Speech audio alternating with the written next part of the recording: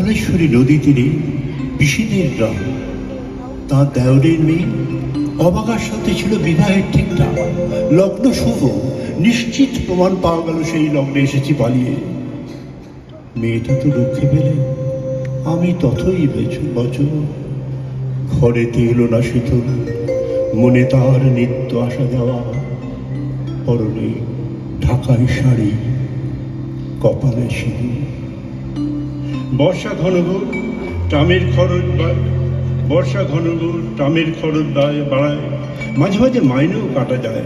গলিটার কোণে কোণে জমে ওঠে, পচে ওঠে আমের খোসাও আটি, কাঁঠালের ভুতি, মাছের কানকো, মরা বেড়ালের ছানা, ছাই পাঁশ, আরো কত কি। ছাতার অবস্থাখানা জরিমানা দেওয়া মাইনের মতো, বহু ছিদ্রতা। আপিসের সাজ গোপীকান্ত গোসাইয়ের মনটা যেমন সর্বদাই রসসিক্ত থাকে। বাদলের কালো ছায়া সাথে সাথে ঘরটাতে ঢুকে কলে পড়া জন্তুর মতন মূর্ছায় বসা।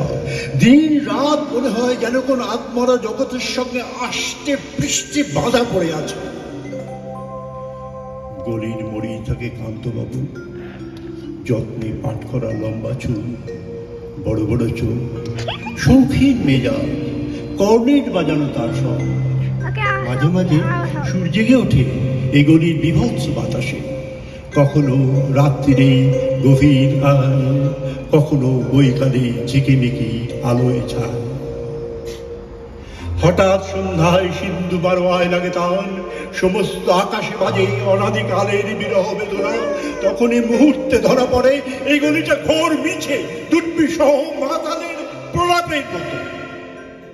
হঠাৎ খবর পাই বলে আকবর মাত্রার সঙ্গে হরিপদ ক্যারানের কোনো ভেদ নেই। বাঁশির করুণ ডাক বেয়ে ছিঁড়া ছাতা রাজছত্র বেলে চলে গেছে কোন এক বৈকুণ্ঠের দিকে। এ গান যেখানে সত্য, সেইখানে বহি চলে ধলেশ্বরী তীরে তমালের ঘন ছায়া। আর আঙিনাতে যে আছে অপেক্ষা করে, পরনে ঢাকায় শাড়ি, কপালে সিঁদুর।